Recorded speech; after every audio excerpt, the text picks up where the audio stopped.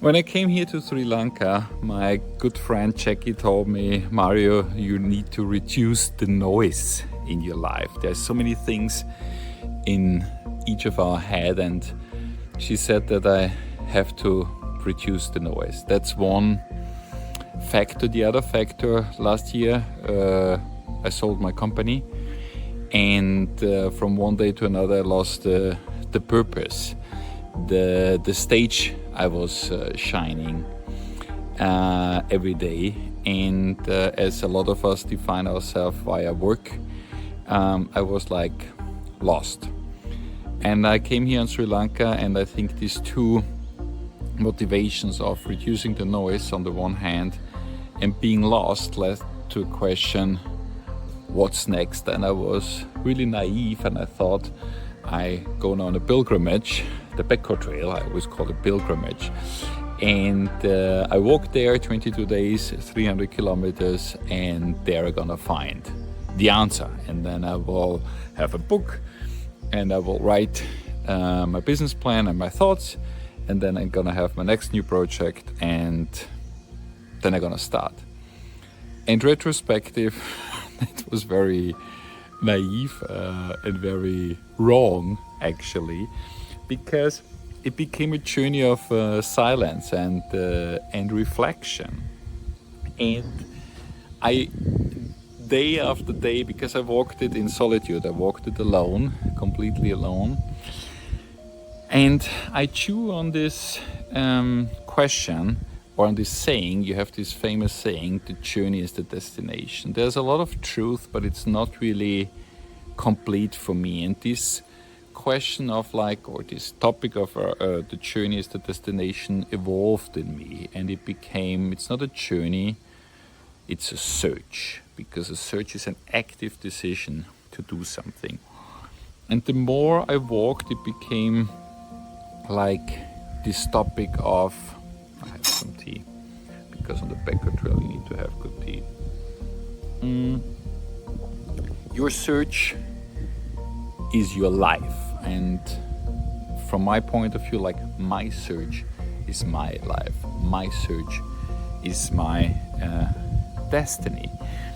And it was all about embracing this journey and embracing this search, and not having facts and a detailed plan. So it really changed me. This Bauer Trail, this last 22 days, brought another side of me up, and I'm very happy I did that. So the Bauer Trail brought me to the answer, probably, of the question which I was looking for. My search is my destiny. My search is my life.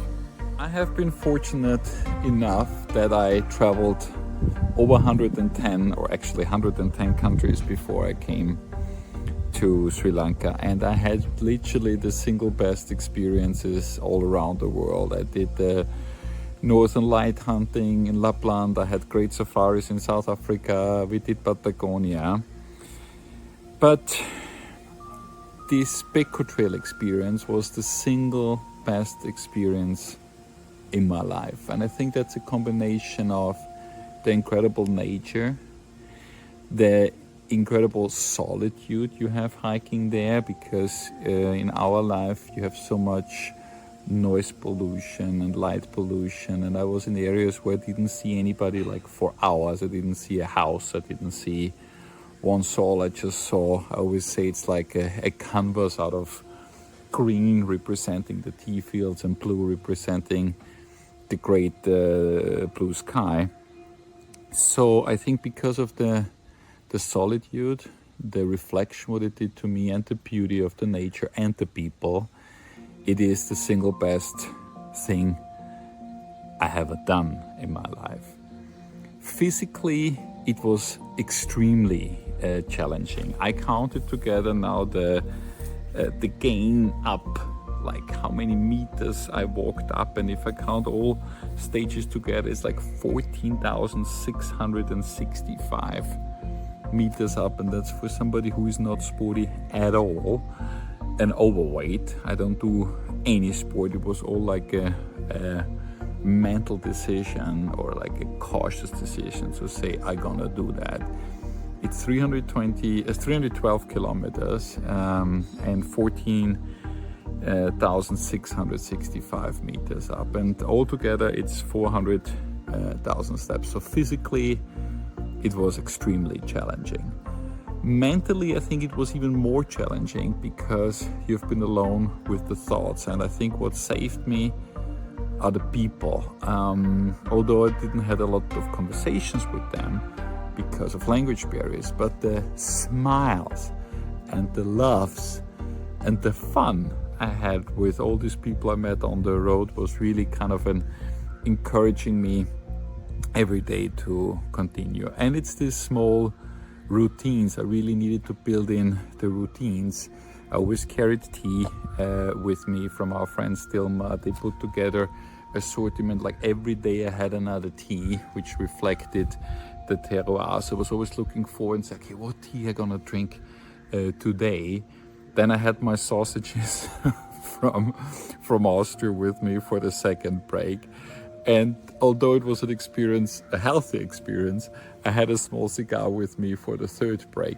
And I think this break and reflection, like the tea, the sausages, and at the end of the day, the cigar was really a very important routine for me. What did it do spiritually to me? A lot. I came here also to find peace and answers, and a couple of months ago, because we live here a year, I checked into a monastery, and I was really hoping living with the monks will provide me answers to the big questions in life. But I didn't find the answers there. I think everybody finds the answers somewhere different. I found the answers in natures, by myself, and with simple people and simple smiles. And that's why this Bhikkhu Trail experience I will never forget in my life. When I talk about the people of Sri Lanka, you see me smiling. I think although Sri Lanka has incredible nature and hikes like the Bhikkhu Trail, but the most amazing thing in Sri Lanka is the people. And my memories on the Bhikkhu Trail is mostly about the kindness, the authenticity, and like how real and authentic the people are. And I have three things to share. First is about the kids. Every day in the morning, I talked about the routines in the other clip. Every day in the morning I bought like a lot of candies and chocolate, and I filled up my rucksack and my trousers. And because I met kids twice a day. In the early morning, when I started hiking, they went to school. And in the afternoon, when I still kept on hiking because it took a really long time, I met them again, not the same kids, but other kids. And every time I saw kids coming from school, I gave candies and chocolate. And they all were smiling and jumping and running after me. And they said, "What's your name? What's your name?" And I said, "Mario, Super Mario." And then he was screaming, "Super Mario, Super Mario." And they had so much fun and joy with such simple things like a chocolate or a candy. And then I started buying pens because I thought like it's better to give them something to write and learn, and school books, etc. So the kids were like my highlight twice a day, especially in the afternoon when I got tired and I had like all the smiles and the joy. It was like incredible. The other things were like the women working on the tea fields, because I saw them all the time and they were waving and saying hello, and sometimes I met them and they were sitting together and having tea and sharing food, and sometimes I joined them and I couldn't talk to them because obviously the language barrier. But like their joy, their authentic laugh, I have so much great pictures and videos of them laughing. I will never forget. It's like, oh my God. And the third one is actually the most incredible story, and this taught me so much. I was hiking above the Sinclair tea factory, and it was like a few small houses of tea workers. And I was walking with my sticks, and I suddenly heard a bee next to my ear. And I'm not scared of bees at all, so I was kind of just like trying to get rid of her. And then there was a second bee and a third bee and a fourth bee, and I still got not really scared. I just like increased a little bit the speed. And suddenly one stung me. And the moment this bee stung me, two things happened. First, I panicked. And second, which I didn't know but learned afterwards, once one bee like stung you, you have a certain smell and it attracts all the other bees around you and it screams like, this is the enemy. And suddenly hundreds of them were like attacking me and I completely panicked. And I had this heavy rucksack, 16 kilos, and I like throw it off my back. And when I did that, I lost my glasses, and without glasses I really don't see like a lot. So I completely panicked and I was just like screaming and sweating and panicking. And then I saw like one of these houses, the door was open and I was running into that house and I was sweating and screaming and I slammed the door to get like rid of the bees. And inside there was like a woman, she was like late 50 or early 60, and she didn't speak any English, and she just calmed me down. She sat me down, she took my shirt off and she took an orange skin from an orange, and she took out with the skin from an orange all the stingers. And later on in the hospital I learned the reason why she did that is that they keep on sending the stingers, keep on sending the poison, and by doing that she really prevented me from more harm. And I must have like really been stinking and sweating and panicking. And I was just wondering when I kept on telling this story, like what would we do like in Amsterdam or Vienna if we sit in our house and suddenly a guy from Sri Lanka with a different color, with a different language runs into our house and screams and panics. Would we really be so caring like this lady? Mary is her name, and I always call her St. Clair because she's my like St. Clair. And then she called her husband, and his name is Steven, and he's a lorry driver, and he drove me to the hospital, public hospital, great hospital. And they took care and they gave me some injection and monitored me. So at the end of the day, because of the care of Mary, because she took out the stinger so fast, I could continue. And then I just wanted to say thank you. And I said like, here guys, take some money from me. Like you really, really saved me. And they say, no. It's our obligation as a human being to help the others. And it brought back a lot of, how should I say, belief in humanity back to me. And these moments when you're most vulnerable and you can rely on people, this is such an incredible experience. And I really am, still have like goosebumps, like I'm overwhelmed by the kindness of the people in Sri Lanka. When I talk about the people of Sri Lanka, you see me smiling. I think although Sri Lanka has incredible... So the Beko Trail is for me one of the best examples of sustainable, slow tourism I have seen, because it preserves local culture and it gives a huge impact on community.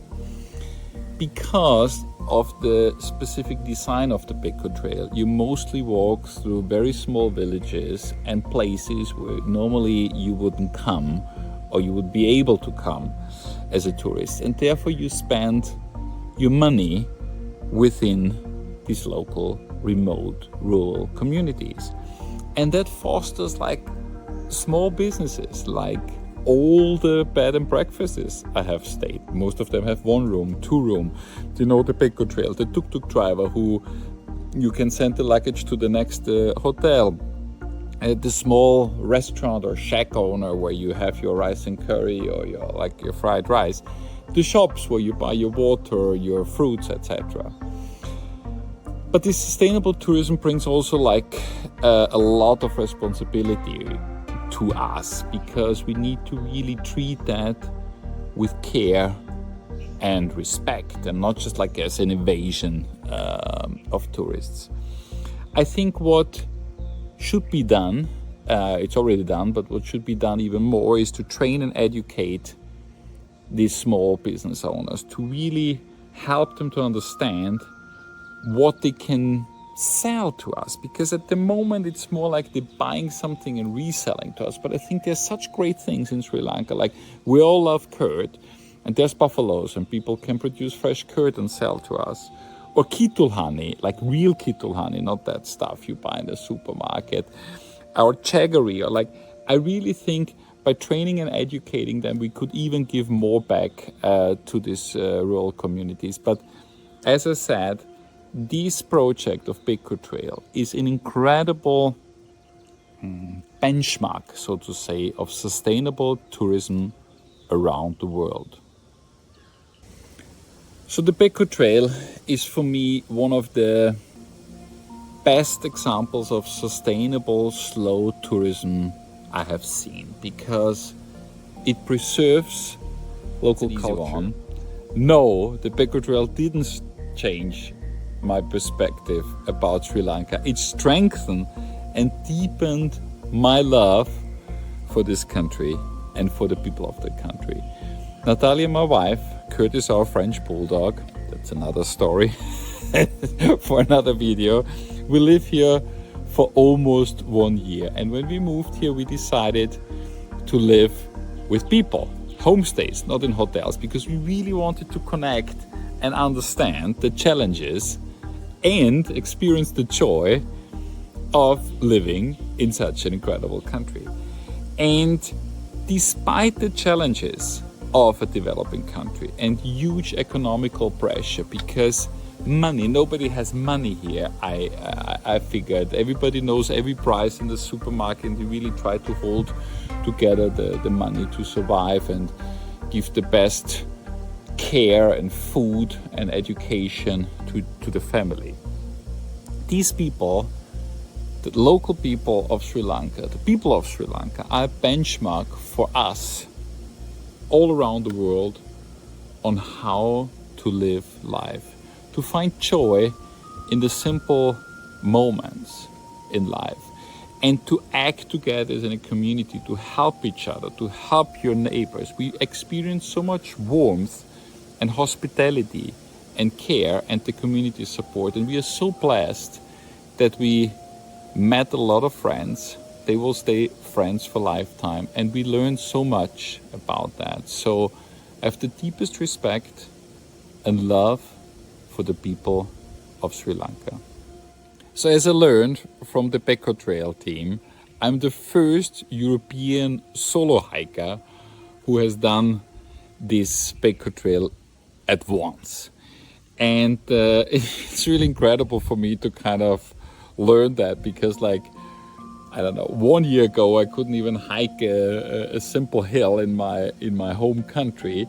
I'm not sporty at all, and I'm not a hiker, but I stumbled into this Beko Trail experience, and I completely immersed in it. I completely fell in love for it. And you guys asked me to share my learnings, and I had a lot of times to think on the hike, and I tried to abstract the learnings, and I came up with 4 learnings I wanted to share, 4 main learnings. First, let go of the unnecessary. I mean that on the physical way and emotional way. We carry way too much with us. To reduce to the limit of your own existence, and to figure out that there's not a lot you need in life to be you and to be happy, was like number 1 learning. Number 2 learning, and that's a learning of being in Sri Lanka, but also on the Beko Trail. Find joy in the simple things, in the simplicity of life, in the simplicity of nature, in the simplicity of being with people, without an agenda, without like a business context, without like knowing that you never see them again. Just enjoy these random moments. Learning number 3, rely in the good of people, and on the other hand, enjoy your random acts of kindness. coming here, we can do so much with very little money, or with just being a human being. And these random acts of kindness, they give a lot to the people, but trust me, they give a lot to you. Number 4, I figured out for me that my search I'm on is my destiny and is my life.